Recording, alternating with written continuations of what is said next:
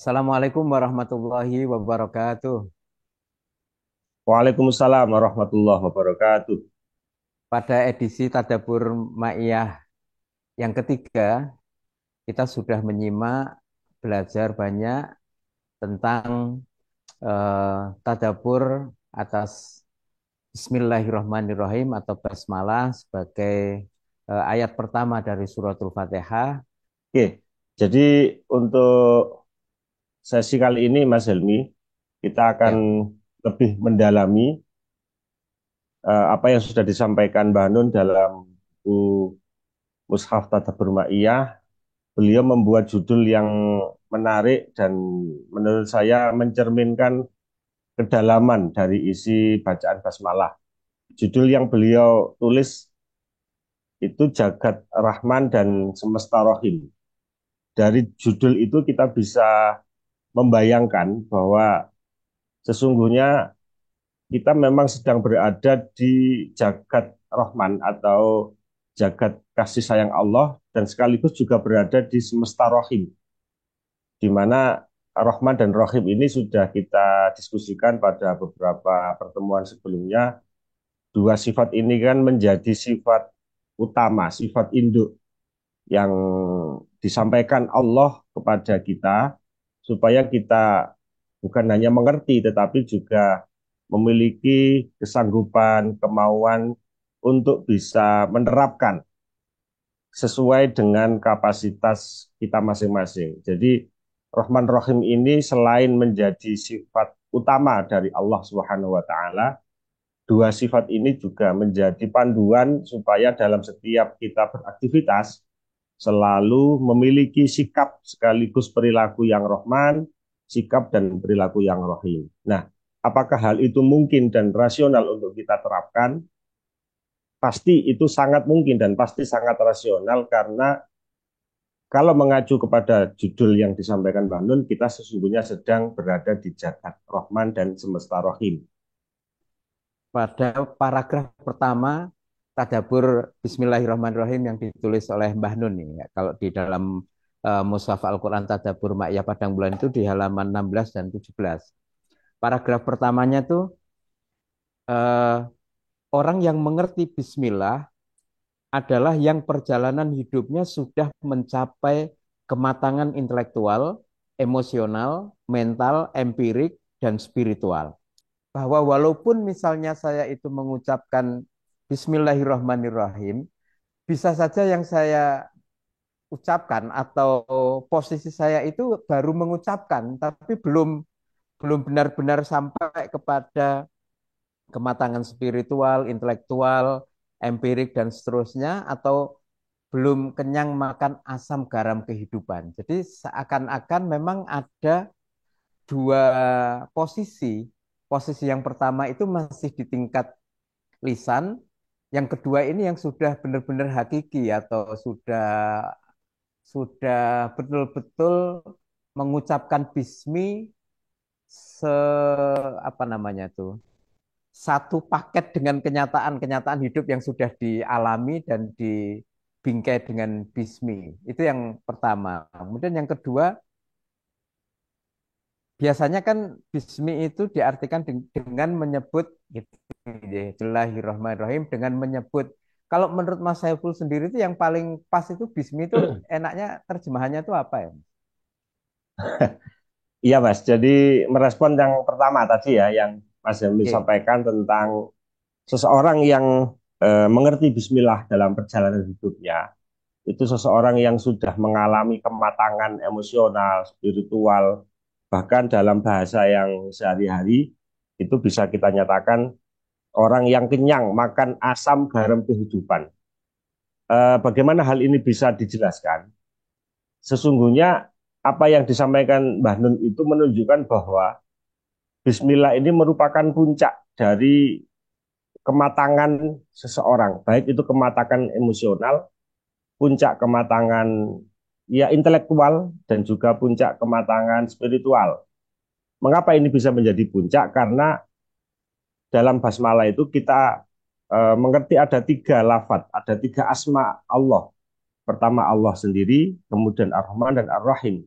Seseorang yang sudah kenyang makan asam garam kehidupan, artinya orang yang sudah apa ya bahasa bahasa Indonesianya sudah mengallah itu artinya dia tidak bisa dan tidak mungkin menemukan pihak lain dalam setiap aktivitasnya, dalam setiap apa yang dia kerjakan, kecuali dia selalu memiliki kesadaran bersama Allah. Hmm. Nah, adakah puncak kematangan emosional, puncak kematangan intelektual, dan puncak kematangan rohani di luar itu semua? Apa yang bisa kita temukan di atas puncak itu? Tentunya kan tidak ada, karena Allah adalah puncak segala sesuatu, Allah adalah awal dan akhir dari segala sesuatu. Wal awalu wal akhiru. Jadi Allah maha awal, tanpa ada batas kapan awal itu kita dimulai, juga tidak ada batas kapan akhir itu akan berakhir. Loh, seseorang yang bisa menyadari sekaligus menerapkan kesadaran bismillah itu memang kiranya orang yang sudah memiliki kematangan tiga sisi tadi itu, kematangan intelektual, kematangan emosional, bahkan juga kematangan spiritual. Ya karena tidak ada puncak selain itu, Mas. Itu puncaknya puncak. Kira-kira begitu. Bahasa mudahnya akan seperti itu. Kemudian yang kedua, kalau sudah begitu, apakah mungkin kita melakukan bismi, upaya untuk melakukan pembacaan? Pembacaan di sini maknanya luas, Mas Helmi ya. Ya. Selama ini mungkin kita mengartikan pembacaan itu sebatas aktivitas mata dan akal, menelaah, mencermati, memahami teks. Pembacaan di sini, bismi itu melakukan aktivitas yang kita namakan pembacaan, dan pasti pembacaan itu bukan sekedar membaca teks, tapi juga aktivitas yang lain selalu bersama asma Allah. Nah, kuncinya ini sesungguhnya bukan pada asma Allahnya, tetapi bagaimana kita melakukan pembacaan, melakukan setiap aktivitas itu selalu menyebut. Menyebut di sini bukan secara tekstual, secara lisan, tetapi juga rohani kita, intelektual kita, emosional kita, bahkan perilaku perbuatan kita itu menyebut menyebut asma Allah. Menyebut asma Allah ini artinya menunjukkan perilaku-perilaku yang mencerminkan sikap dan sifat Rahman dan sekaligus sikap dan sifat Rahim. Nah, kita tidak mungkin dan tidak memiliki pilihan lain kecuali ya melakukan itu, Mas. Hmm. Karena kita tidak berada di jagat manapun, kita tidak sedang berada di dunia lain, tetapi kita sedang berada di jagat Rahman dan semesta Rahim. Ya artinya ibarat ikan itu kita sedang berada di samudra Rahman dan samudra Rahim. Kita tidak mungkin memiliki pilihan untuk tidak hidup di tengah samudra. Karena memang faktanya dan hakikatnya kita sedang ada di tengah-tengah samudra Rahman dan semesta Rahim. Mengatakan Mas Helmi. Ar-Rahman dan Ar-Rahim, dua asma Allah yang tadi induk atau yang primer tadi itu disandingkan.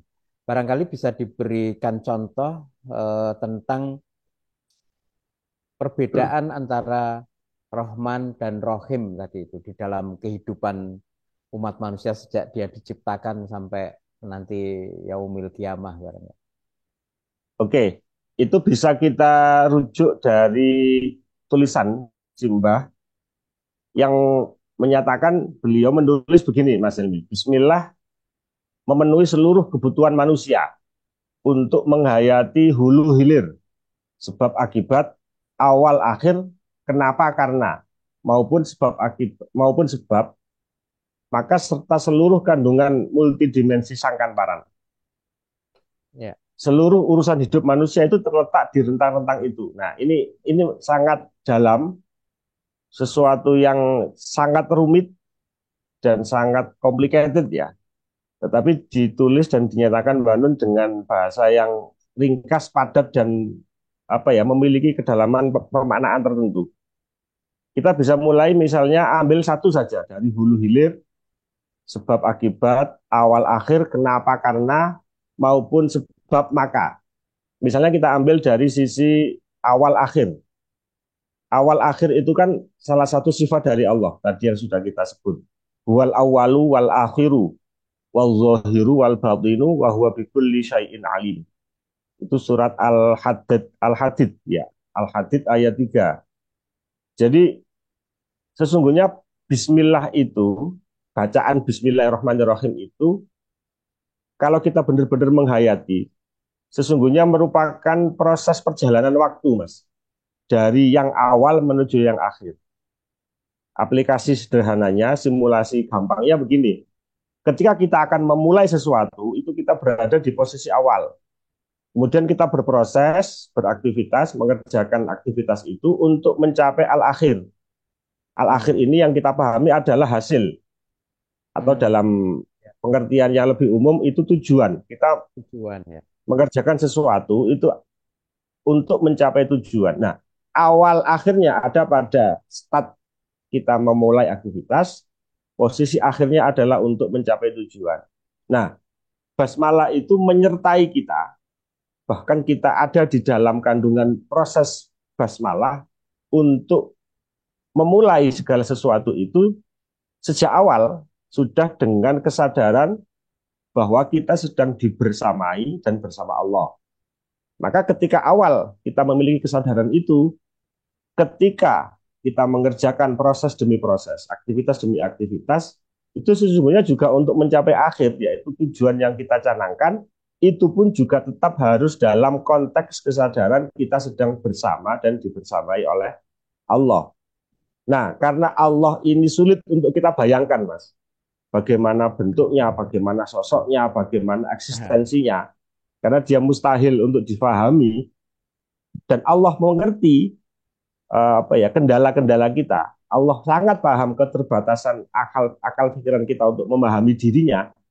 Maka disebutlah dua sifat yang mengiringi lafaz Allah yaitu Ar-Rahman dan Ar-Rahim. Ar- Ya, Ar-Rahman artinya kita jangan lupa bahwa semua fasilitas yang kita gunakan untuk bekerja, baik aktivitas yang menempel dalam diri kita, mulai dari panca indera dan semua perangkat organ yang di dalam tubuh kita. Kemudian bahan-bahan yang kita gunakan untuk beraktivitas. Kita misalnya lapar, kemudian makan dan kita memerlukan beras, nasi dan seterusnya. Semua bahan-bahan itu sesungguhnya sudah disediakan oleh Allah tanpa pernah kita minta. Karena Hmm. semuanya sudah disiapkan, sudah dihidangkan ketika manusia turun ke alam dunia. Nah, semua fasilitas itu mencerminkan dan menunjukkan bahwa Allah memang benar-benar Maha Rahman. Kasih sayangnya meliputi semua makhluk ciptaannya, baik manusia, hewan, pohon, tumbuh-tumbuhan, dan seterusnya. Allah menitipkan sifat rahmannya pada air, misalnya begitu.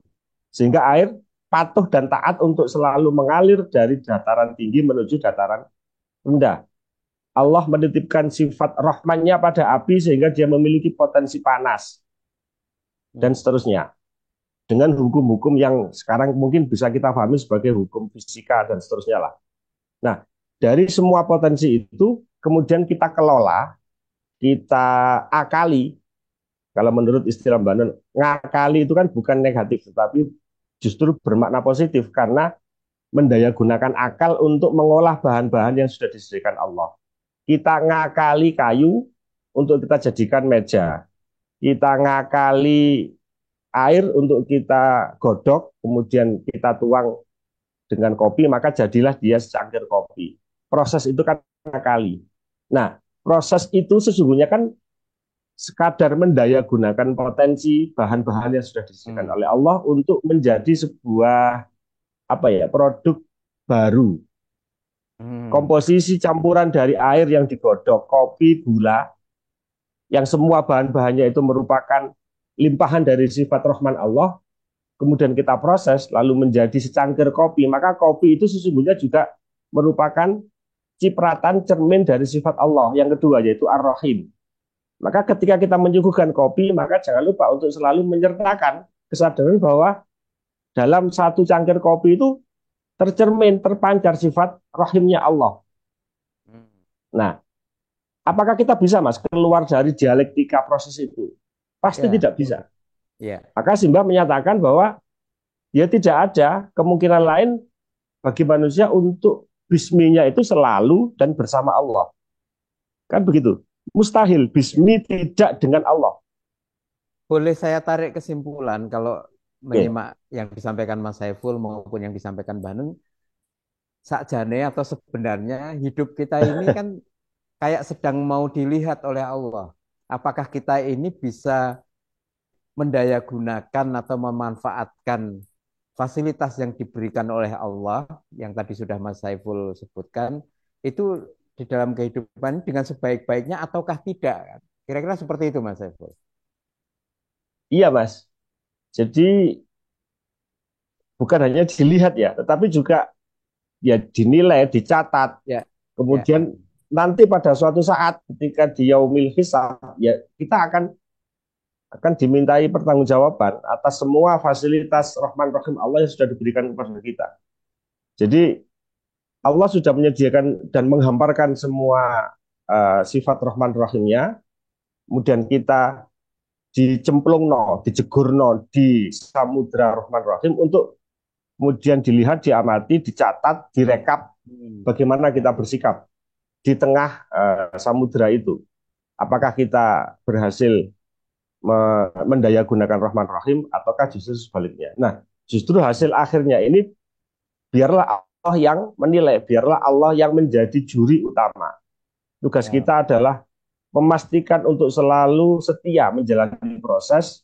Prosesnya apa ya? Bismi tadi itu selalu bersama asma Allah, asma Allah itu sendiri maupun asma Rahman dan Rahim untuk kita daya gunakan baik dalam aktivitas nyata maupun kita daya gunakan sebagai satu bentuk kesadaran di mana kita tidak mungkin untuk memungkiri kita sedang berada di semesta Rahman dan jagat Rahim itu.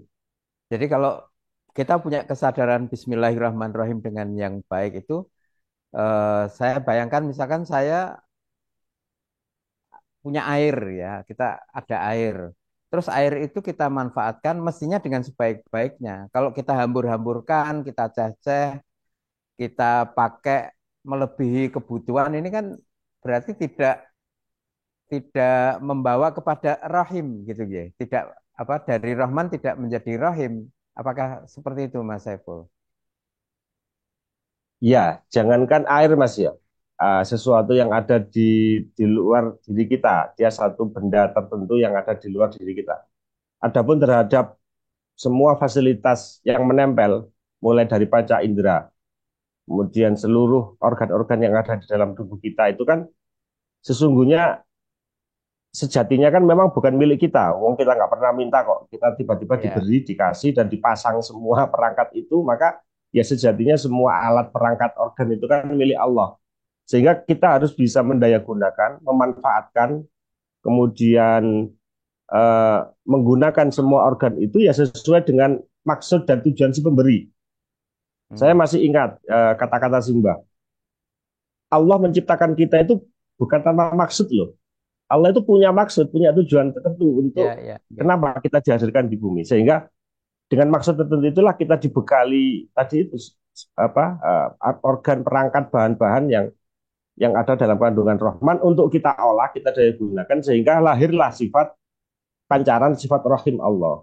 Jadi kalau kita lihat konteks situasi sekarang kan memang sedang berkebalikan. Allah Hmm. itu menebar Rahmannya, tetapi kita daya gunakan Rahman itu hanya untuk diri kita, hanya untuk kebutuhan pribadi, hanya untuk kebutuhan dan kepentingan ormas, hanya untuk kebutuhan kelompok politik dan lingkaran-lingkaran kecil yang ada di sekeliling kita. Dan puncaknya itu kan sebenarnya tidak ada kata lain kecuali ada egoisme di situ. Egoisme Hmm. di sini kan bisa skalanya bisa pribadi, bisa komunal, sosial, bisa bahkan amit nyun sewu, bisa juga egoisme aliran-aliran, mazhab-mazhab. Loh ini kan ya kaput dan nyun sewu bertentangan, agak berkebalikan dengan maksud dialektika antara Rahman dengan Rahim yang sudah ditunjukkan dengan sangat nyata oleh Allah kepada kita. Hmm. Mas ini. Oke. Kalau kita mampu dan mau tentu saja ya mendayagunakan, memanfaatkan apa-apa yang sudah diberikan oleh Allah sebagai fasilitas hidup kita dari oksigen, air, tubuh kita, waktu dan lain sebagainya itu dengan sebaik-baiknya, maka kemudian kita masuk dalam semesta rohim tadi itu. Artinya Allah memberikan lagi sesuatu kenikmatan atau kasih sayang kepada orang-orang yang mampu dan mau menjalankan, memanfaatkan dan mendayagunakan dengan sebaik-baiknya. Kira-kira bentuk-bentuk wujud dari sifat rahim Allah terhadap orang-orang atau siapapun saja yang mendayagunakan fasilitas dari Allah dengan sebaik-baiknya itu apa Mas Saiful? Satu, perlu kita catat dan sekaligus kita sadari bahwa amal soleh yang menjadi poin kunci untuk kita bisa bertemu Allah itu sesungguhnya adalah upaya untuk mendayagunakan mengolah Rahman tadi itu Mas menjadi Ya, Rohim. Rohim ya. itu produk sesuatu yang bermanfaat bagi sesama, bagi lingkungan, bagi ya orang-orang yang ada di sekitar kita. Dan pasti itu juga sesuai dengan kemampuan, kapasitas, ruang lingkup kita masing-masing. Dan Hmm. bisa digunakan dan didaya gunakan tidak selalu harus dalam skala yang luas, negara, Oh, pemerintah, atau itu terlalu luas lah bagi kita. Tapi cukup dengan kesadaran lingkungan yang paling dekat dengan kita, mulai dari keluarga, kampung, RT, RW. Itu kan sebenarnya wilayah wilayah juang kita sesuai dengan yang sudah hmm. ditetapkan oleh Allah. Dan Allah pasti juga tidak akan menagih sesuatu lingkaran kemampuan di luar yang kita miliki. Nah, Hmm. yang ditagih itu bukan hasilnya, Mas. Oke, kalau menurut saya ya, tetapi Ya, bagaimana kita melakukan proses tadi itu. Kalau hasilnya biarlah Allah yang menentukan, Allah yang menilai, dan Allah yang menjuri. Tetapi yang bisa kita upayakan adalah tidak memastikan harus sukses, harus berhasil, harus sesuai dengan standar tujuan. Tetapi memastikan bahwa proses kita mengolah Rahman Rahim itu selalu dengan Bismillah tadi itu. hmm. Karena Ya, tidak ada pilihan lain, tidak rasional kalau kita membersamai dan mengajak sesuatu yang tidak absolut dalam setiap aktivitas kita. Yang hmm. rasional, yang logis ya kita melibatkan pihak yang paling absolut, paling benar, paling berkuasa, dan paling menyayangi kita. Dan tidak ada lain kecuali itu bisa dikerjakan oleh Allah. Hmm. Kalau kita menyandarkan sesuatu yang tidak kepada selain Allah, justru hal itulah yang akan menghasilkan produk-produk yang tidak mencerminkan sikap sifat rahimnya Allah. Ya. Akibatnya apa ya? Tadi itu yang tadi kita sampaikan. Ada egoisme yang berlaku dalam semua skala dan ruang lingkup. Mengatakan, Mas. Oke.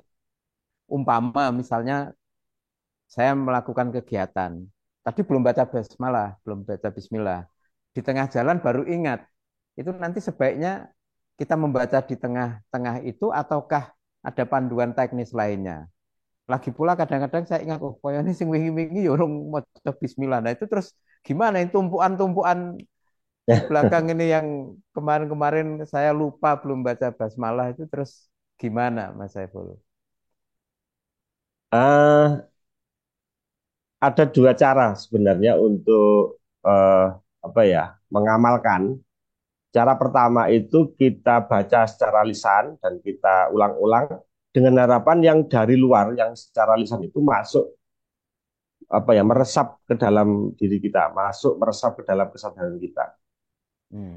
Atau yang cara kedua, kita bangun kesadaran, kita bangun pemahaman, kita bangun pengertian-pengertian khusus tentang ya tadi itu dialektika Allah, Ar-Rahman, Ar-Rahim dan seterusnya sehingga muncul pemahaman yang lebih mendalam dari diri kita sehingga nanti tidak ada ungkapan lain dari pemahaman itu kecuali yang paling tepat adalah dengan membaca basmalah. Jadi Hmm. monggo mau dilakukan dari luar masuk ke dalam ataukah kita Hmm. bangun kesadaran dari dalam untuk kemudian kita ekspresikan menjadi lantunan bacaan basmalah. Nah, Hmm. mana yang benar? Tidak ada yang benar. Mana yang salah? Tidak ada yang salah.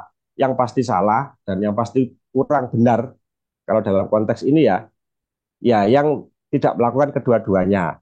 Iya, iya, Bisa iya. karena lalai, bisa karena tidak terbiasa. Tetapi yang penting adalah kalaupun toh senyatanya kita belum memiliki kemampuan, kesadaran, pengertian yang khusus tentang fadilah basmalah secara maknawi tadi itu, Mas, ya paling tidak kita mendawamkan, kita membiasakan untuk memulai aktivitas itu dengan baca basmalah. Lu kan anak kita saja itu sudah diajari. Misalnya sebelum Hmm, makan, kan baca basmalah ya, terus doa sebelum makan. Di hmm. tengah-tengah makan, dia ingat loh, aku tadi kan belum baca basmalah, aku tadi belum baca doa sebelum makan. Itu pun sudah diberi jalan keluar oleh Allah. Bagaimana jalan keluarnya? Apa kita harus memulai makan dari awal? Padahal iki wis katentek. Ya, jalan keluarnya adalah tetap mengembalikan dan bisa membaca doa itu dengan redaksional yang agak berbeda. Misalnya begini, ketika kita lupa makan, maka kita bisa membaca Bismillahi awalahu wa akhirahu. Hmm. Ini Ya, untuk nyaur utang, nutupi utang. Tadi ya, di awal tidak membaca basmalah, di tengah-tengah teringat, maka segera kita ucapkan dengan kesadaran Bismillahi awalahu wa akhirahu. Artinya, Bismillah saya ini sesungguhnya sudah saya niatkan sejak awal sampai akhir. Nah, tapi ini ya, kan ya. apa? Ini sesungguhnya sudah menunjukkan ya betapa sangat sayang Allah kepada kita. Bahkan sampai ke tingkat teknis, ketika kita lupa membaca doa sebelum makan, terus kita teringat Allah memberikan jalan keluar. Ya sudah, kamu baca saja Bismillah awalahu wa akhirahu, baik pada saat awal tadi maupun hingga saat akhir. Ya. Nah, Oke. Bismillah awalahu wa akhirahu ini kan kalau secara apa ya Mas ya, teknis aktivitasnya kan memang dibaca ketika lupa membaca doa makan. Tetapi ini kan Hmm. juga tidak terus hanya cocok ketika sedang makan. Tetapi kan kita bisa mentransformasi, membawa kesadaran Bismillahi awalahu wa akhirahu itu juga di aktivitas selain makan. Itu seperti jenengan tadi kok, wah berarti aku selama ini aktivitas akeh sing lali gak maca Bismillah. Yus diniati aja Bismillahi awalahu wa akhirahu. Ya, ya, Artinya ya. kita belajar mencoba untuk apa ya, nyauri utang, Ya. bolong-bolong sing pas gak baca Bismillah itu di aktivitas berikutnya. Mengatakan Ya. Mas. Terima kasih banyak Mas Saiful. Kita sudah belajar banyak dari Mbah Nun tentang Jagat Rahman Semesta Rohim di dalam sebagai kandungan dari Bismillahirrahmanirrahim. Dan satu hal yang saya catat bahwa sesungguhnya perjalanan hidup kita di dunia ini adalah perjalanan meniti kasih sayang Allah, mewujudkan amanah dan fasilitas dari Allah supaya kita bisa sempurna apa di dalam mewujudkan Rahman dan Rahim Allah Subhanahu wa taala. Assalamualaikum Amin amin. warahmatullahi wabarakatuh. Waalaikumsalam warahmatullahi wabarakatuh.